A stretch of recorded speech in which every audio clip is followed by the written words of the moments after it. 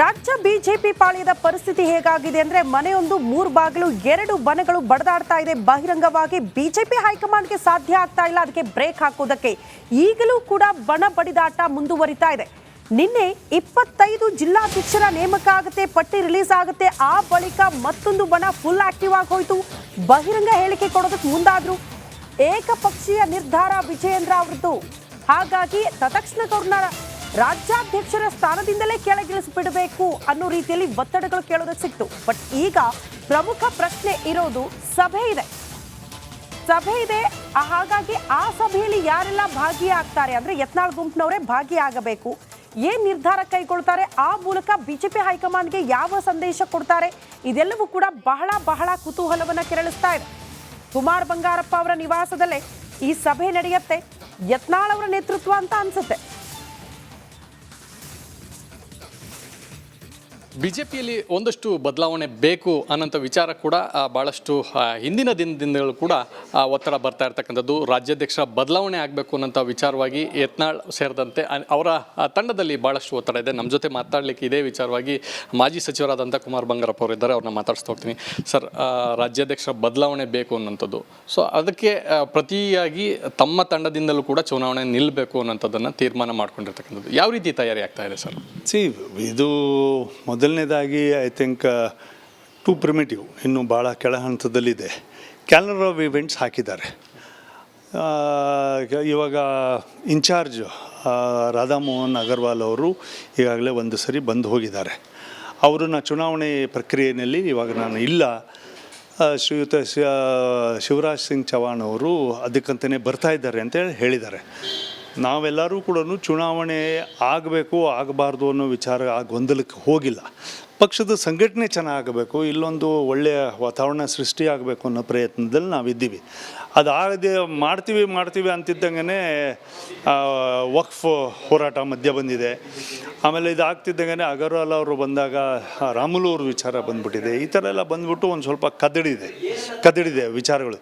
ಹಾಗಾಗಿ ಇದನ್ನು ಮತ್ತೆ ಒಂದು ತಿಳಿಯಾದಂಥ ವಾತಾವರಣಕ್ಕೆ ತಂದುಬಿಟ್ಟು ಚುನಾವಣೆಗಳು ವಿತ್ ಕನ್ಸೆನ್ಸಸ್ ಆಗುತ್ತಾ ಅಥವಾ ಆಂತರಿಕವಾಗಿರ್ತಕ್ಕಂಥ ಚುನಾವಣೆಯಲ್ಲಿ ನಾವು ಅಪ್ಲಿಕೇಶನ್ಸ್ ಹಾಕ್ತೀವ ಇಲ್ಲ ಅಂತಕ್ಕಂಥ ತೀರ್ಮಾನ 31ನೇ ತಾರೀಕಿಗೆ ತೀರ್ಮಾನ ಆಗುತ್ತೆ. ಸರ್, ರಾಜ್ಯಾಧ್ಯಕ್ಷರಿಗೆ ಕೊರತೆ ಇದೆ, ಅನುಭವದ ಕೊರತೆ ಅನ್ನೋಂಥದ್ದನ್ನು ತಾವು ಆಗಲೇ ಹೇಳ್ತಾ ಇದ್ರಿ.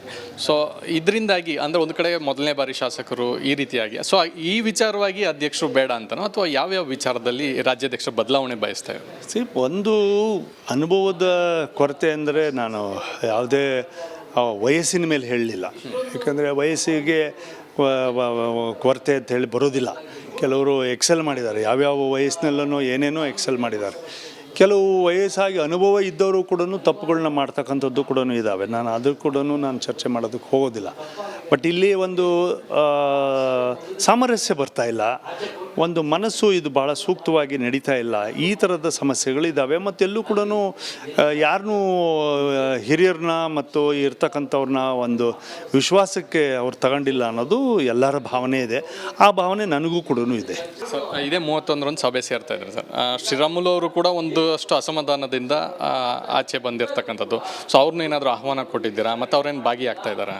ಇಲ್ಲ, ನಾವು ಅದ್ರ ಬಗ್ಗೆ ಏನು ಚರ್ಚೆ ನನ್ನ ಹತ್ರ ಅಂತೂ ನಾನು ಚರ್ಚೆ ಮಾಡಿಲ್ಲ. ನಾನು ಅದಕ್ಕೆ ನಮ್ಮ ತಂಡದಿಂದ ನಮ್ಮ ಕಡೆಯಿಂದ ಶ್ರೀಯುತ ರಮೇಶ್ ಜಾರಕಿಹೊಳಿ ಅವರು ಚರ್ಚೆ ಮಾಡ್ಕೊಂಡಿದ್ದಾರೆ. ನಮ್ಮ ಲೀಡರ್ಸ್ ಎಲ್ಲರೂ ಕೂಡ ಚರ್ಚೆ ಮಾಡ್ಕೊಂಡಿದ್ದಾರೆ. ಇದಿಷ್ಟು ಕುಮಾರ್ ಬಂಗಾರಪ್ಪ ಅವರ ಮಾತು. ಕ್ಯಾಮರಾ ಪರ್ಸನ್ ಮಂಜುನಾಥ್ ಜೊತೆ ಚಂದ್ರಶೇಖರ್, ರಿಪಬ್ಲಿಕ್ ಕನ್ನಡ, ಬೆಂಗಳೂರು. ಈ ಬಗ್ಗೆ ಮತ್ತಷ್ಟು ಡೀಟೇಲ್ಸ್ ಅನ್ನ ಕೊಡ್ತಾ ಹೋಗ್ತಾರೆ ನಮ್ಮ ಪ್ರತಿನಿಧಿ ಚಂದ್ರಶೇಖರ್. ನೇರ ಸಂಪರ್ಕದಲ್ಲಿ ಜಾಯಿನ್ ಆಗ್ತಿದ್ದಾರೆ. ಚಂದ್ರು, ಈ ಬಣ ಬಡಿದಾಟಕ್ಕೆ ಸ್ವತಃ ಬಿಜೆಪಿ ಹೈಕಮಾಂಡ್ ಎಂಟ್ರಿ ಆಯಿತು, RSS ಪ್ರಮುಖರು ಎಂಟ್ರಿ ಆದರೂ ಸಮಾಧಾನ ಮಾಡೋ ನಿಟ್ಟಿನಲ್ಲಿ, ಬಟ್ ಯಾವುದು ಕೂಡ ಸಾಧ್ಯ ಆಗ್ತಾ ಇಲ್ಲ. ದಿನನಿತ್ಯ ಬಣ ಬಡಿದಾಟ ಇನ್ನೂ ಜಾಸ್ತಿ ಆಗ್ತಾ ಇದೆ, ಕಡಿಮೆ ಆಗ್ತಾ ಇಲ್ಲ. ಈಗ ಕುಮಾರ್ ಬಂಗಾರಪ್ಪ ಅವರ ನಿವಾಸದಲ್ಲಿ ಸಭೆ ಸೇರ್ತಿದ್ದಾರಲ್ಲ, ಸಭೆಯ ಉದ್ದೇಶ ಏನು? ಈ ಮೂಲಕ ಏನಾದರೂ ಖಡಕ್ ಸಂದೇಶನ ಬಿಜೆಪಿ ಹೈಕಮಾಂಡ್ಗೆ? ಶ್ರುತಿ, ಒಂದು ಕಡೆ ಬಿಜೆಪಿ ಹೈಕಮಾಂಡ್ ಇದುವರೆಗೂ ಯಾವುದೇ ರೀತಿಯಾದಂಥ ಖಡಕ್ ಸಂದೇಶವನ್ನು ಕೊಟ್ಟಿಲ್ಲ. ಕಾಂಗ್ರೆಸ್ನ ಹೈಕಮಾಂಡನ್ನು ನಾವು ನೋಡ್ಬೋದು. ಮಲ್ಲಿಕಾರ್ಜುನ್ ಖರ್ಗೆ ಅವರು ಬೆಂಗಳೂರಿಗೆ ಬಂದಾಗ ಬಾಯಿ ಮುಚ್ಕೊಂಡಿರಬೇಕು ಅನ್ನೋಂಥ ಹೇಳಿಕೆಯನ್ನು ಕೊಟ್ಟರು. ಅದಾದ ಬಳಿಕ ಇಂದಿನವರೆಗೂ ಕೂಡ ಯಾವುದೇ ಸಚಿವರಾಗಲಿ ಶಾಸಕರಾಗಲಿ ಬಹುತೇಕ ಬಹಿರಂಗ ಹೇಳಿಕೆಯನ್ನು ಬಿಟ್ಟಿದ್ದಾರೆ. ಆದರೆ ಬಿಜೆಪಿಯ ಹೈಕಮಾಂಡ್ ಈ ರೀತಿಯಾದಂಥ ಯಾವುದೇ ಸಂದೇಶವನ್ನು ನೇರವಾಗಿ ಕೊಟ್ಟಿಲ್ಲ. ಸೊ ಹೀಗಾಗಿ ಇದು ಭಾಳಷ್ಟು ಚರ್ಚೆಗೆ ಗ್ರಾಸವಾಗ್ತಾ ಇದೆ. ಸೊ ನಾವು ಗಮನಿಸ್ಬೋದು, ಯತ್ನಾಳ್ ಅವರ ಬಳಿಕ ಇತ್ತೀಚೆಗಷ್ಟೇ ಶ್ರೀರಾಮುಲು ಅವರು ಬಹಿರಂಗ ಅಸಮಾಧಾನ ಮಾಡಿದ್ರು. ನಿನ್ನೆ ಅಷ್ಟೇ ಮಾಜಿ ಸಚಿವ ಮತ್ತು ಸಂಸದ ಸುಧಾಕರ್ ಅವರು ತಮ್ಮ ಹೇಳಿಕೆಯನ್ನು ಕೊಟ್ಟರು. ನನ್ನ ಇಷ್ಟು ದಿನ ಬಾಯಿ ಮುಚ್ಕೊಂಡಿದ್ದೆ, ಆದರೆ ಇನ್ನು ಮುಂದೆ ನಾನು ಕೂಡ ಯುದ್ಧಕ್ಕೆ ಇಳಿತೀನಿ ಅನ್ನುವಂಥದ್ದು. ಸೊ ಅವ್ರ ಜೊತೆಯಲ್ಲಿ ಅನೇಕರು ಇರ್ತಕ್ಕಂಥದ್ದು ಭಾಳ ಸ್ಪಷ್ಟವಾಗಿದೆ. ನಿನ್ನೆ ಕೂಡ ಗೌಪ್ಯ ಸಭೆಯನ್ನು ಕೂಡ ಸೇರಿದ್ರು. ಬಹುತೇಕ ಇವರ ಜೊತೆಯಲ್ಲಿ ಬಸವರಾಜ ಬೊಮ್ಮಾಯಿ ಅವರಾಗಿರ್ಬೋದು, ಆರ್ ಅಶೋಕ್ ಅವರಾಗಿರ್ಬೋದು ಮತ್ತು ಸದಾನಂದ ಗೌಡರು ಕೂಡ ಇವ್ರ ಜೊತೆಯಲ್ಲಿ ಇರ್ತಕ್ಕಂಥದ್ದು ಬಹುತೇಕ ಒಂದಷ್ಟು ಸ್ಪಷ್ಟವಾಗಿದೆ. ಸೊ ಹೀಗಾಗಿ ಇವತ್ತು ಏನು ಫೆಬ್ರವರಿ 1ಕ್ಕೆ ಬಜೆಟ್ ಸೆಷನ್ ಆಗುತ್ತೆ ಕೇಂದ್ರದಲ್ಲಿ, ಅವತ್ತು ಎಲ್ಲರೂ ಕೂಡ ಹೋಗಿ ಹೈಕಮಾಂಡನ್ನು ಭೇಟಿ ಆಗ್ತೀವಿ ಅನ್ನೋಂಥ ಮಾತನ್ನು ಕೂಡ ನೆನೆ ಬಹಿರಂಗವಾಗಿ ಹೇಳಿದರು. ಒಂದಂತೂ ಸ್ಪಷ್ಟ, ರಾಜ್ಯಾಧ್ಯಕ್ಷ ವಿಜೇಂದ್ರ ಅವರ ವಿರುದ್ಧ ಬಣ ಭಾಳಷ್ಟು ದೊಡ್ಡ ಮಟ್ಟದಲ್ಲಿ ಬೆಳೀತಾ ಇರ್ತಕ್ಕಂಥದ್ದು. ಅದು ಸಣ್ಣ ಸಣ್ಣ ಗುಂಪಾಗಿರ್ಬೋದು, ಆದರೆ ಅವರ ವಿರುದ್ಧದ ಇರತಕ್ಕಂಥ ತಂಡಗಳ ಸಂಖ್ಯೆ ಹೆಚ್ಚಾಗ್ತಾ ಇರ್ತಕ್ಕಂಥದ್ದು. ಸೊ ಹೀಗಾಗಿ ಇದನ್ನು ಹೈಕಮಾಂಡ್ ಯಾವ ರೀತಿ ಮುಂದಿನ ದಿನಗಳಲ್ಲಿ ಪರಿಗಣಿಸುತ್ತೆ ಮತ್ತು ಅವರನ್ನು ಇಳಿಸ್ತಾರಾ ಅಥವಾ ಬೇರೆಯವ್ರನ್ನ ನೇಮಕ ಮಾಡ್ತಾರಾ, ಯಾವ ರೀತಿ ಲೆಕ್ಕಾಚಾರಗಳನ್ನು ಹೈಕಮಾಂಡ್ ಇಟ್ಕೊಂಡಿದೆ ಅನ್ನೋಂಥದ್ದು ಭಾಳಷ್ಟು ದೊಡ್ಡ ಮಟ್ಟದಲ್ಲಿ ಚರ್ಚೆ ಆಗ್ತಾ ಇರ್ತಕ್ಕಂಥದ್ದು. ಹೀಗಾಗಿ ಈ ಎಲ್ಲ ವಿಚಾರಗಳನ್ನು ಹೈಕಮಾಂಡ್ ಗಮನಿಸ್ತಾ ಇದೆಯಾ ಮತ್ತು ಅದು ಯಾವ ರೀತಿಯಾದಂಥ ಸೂಕ್ಷ್ಮ ಪರಿಣಾಮವನ್ನು ಇದು ಬೀರುತ್ತೆ ಅನ್ನೋಂಥದ್ದು ಭಾಳ ಸ್ಪಷ್ಟವಾಗಬೇಕಾಗಿರ್ತಕ್ಕಂಥದ್ದು. ಈ ಎಲ್ಲ ಒಂದು ರೀತಿಯಾದಂಥ ಅಸಮಾಧಾನಗಳು ಬಿಜೆಪಿಗೆ ಮುಂದಿನ ದಿನಗಳಲ್ಲಿ ಬಹಳ ದೊಡ್ಡ ಮಟ್ಟದ ಹೊಡೆತ ಕೊಟ್ಟರು ಕೂಡ ಅಚ್ಚರಿ ಇಲ್ಲ. ಶ್ರುತಿ. ಓಕೆ ಚಂದ್ರು, ಧನ್ಯವಾದಗಳು ತಮ್ಮೆಲ್ಲ ಮಾಹಿತಿಗೆ. ಇದೊಂದು ಬ್ರೇಕ್. ರಾಜ್ಯ ಬಿಜೆಪಿ ಪಾಳ್ಯದ ಪರಿಸ್ಥಿತಿ ಹೇಗಾಗಿದೆ ಅಂದ್ರೆ ಮನೆಯೊಂದು 3 ಬಾಗಿಲು 2 ಬಣಗಳು ಬಡದಾಡ್ತಾ ಇದೆ. ಬಹಿರಂಗವಾಗಿ ಬಿಜೆಪಿ ಹೈಕಮಾಂಡ್ಗೆ ಸಾಧ್ಯ ಆಗ್ತಾ ಇಲ್ಲ ಅದಕ್ಕೆ ಬ್ರೇಕ್ ಹಾಕೋದಕ್ಕೆ. ಈಗಲೂ ಕೂಡ ಬಣ ಬಡಿದಾಟ ಮುಂದುವರಿತಾ ಇದೆ. ನಿನ್ನೆ 25 ಜಿಲ್ಲಾಧ್ಯಕ್ಷರ ನೇಮಕ ಆಗುತ್ತೆ, ಪಟ್ಟಿ ರಿಲೀಸ್ ಆಗುತ್ತೆ. ಆ ಬಳಿಕ ಮತ್ತೊಂದು ಬಣ ಫುಲ್ ಆಕ್ಟಿವ್ ಆಗಿ ಹೋಯ್ತು. ಬಹಿರಂಗ ಹೇಳಿಕೆ ಕೊಡೋದಕ್ಕೆ ಮುಂದಾದ್ರು. ಏಕಪಕ್ಷೀಯ ನಿರ್ಧಾರ ವಿಜಯೇಂದ್ರ ಅವರದ್ದು.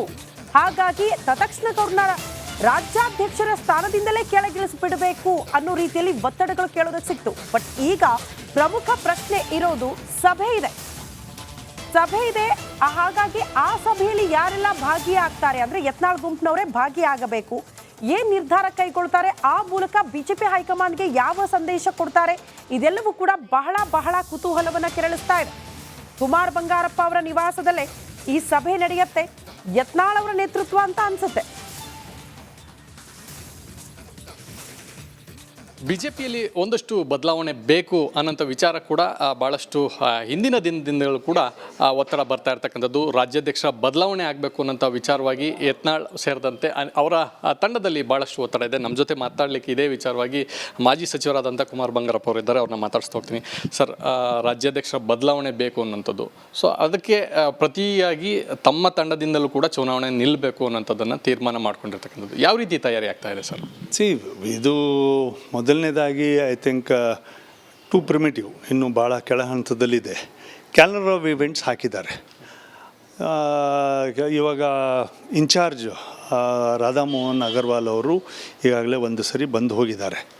ಅವರನ್ನು ಚುನಾವಣೆ ಪ್ರಕ್ರಿಯೆಯಲ್ಲಿ ಇವಾಗ ನಾನು ಇಲ್ಲ, ಶ್ರೀಯುತ ಶಿವರಾಜ್ ಸಿಂಗ್ ಚೌಹಾಣ್ ಅವರು ಅದಕ್ಕಂತಲೇ ಬರ್ತಾ ಇದ್ದಾರೆ ಅಂತೇಳಿ ಹೇಳಿದ್ದಾರೆ. ನಾವೆಲ್ಲರೂ ಕೂಡ ಚುನಾವಣೆ ಆಗಬೇಕು ಆಗಬಾರ್ದು ಅನ್ನೋ ವಿಚಾರ ಗೊಂದಲಕ್ಕೆ ಹೋಗಿಲ್ಲ. ಪಕ್ಷದ ಸಂಘಟನೆ ಚೆನ್ನಾಗಬೇಕು, ಇಲ್ಲೊಂದು ಒಳ್ಳೆಯ ವಾತಾವರಣ ಸೃಷ್ಟಿಯಾಗಬೇಕು ಅನ್ನೋ ಪ್ರಯತ್ನದಲ್ಲಿ ನಾವಿದ್ದೀವಿ. ಅದಾಗದೆ ಮಾಡ್ತೀವಿ ಅಂತಿದ್ದಂಗೆ ವಕ್ಫ್ ಹೋರಾಟ ಮಧ್ಯ ಬಂದಿದೆ. ಆಮೇಲೆ ಇದಾಗ್ತಿದ್ದಂಗೆ ಅಗರ್ವಾಲ್ ಅವರು ಬಂದಾಗ ರಾಮುಲು ಅವ್ರ ವಿಚಾರ ಬಂದ್ಬಿಟ್ಟಿದೆ. ಈ ಥರ ಎಲ್ಲ ಬಂದ್ಬಿಟ್ಟು ಒಂದು ಸ್ವಲ್ಪ ಕದಡಿದೆ ವಿಚಾರಗಳು.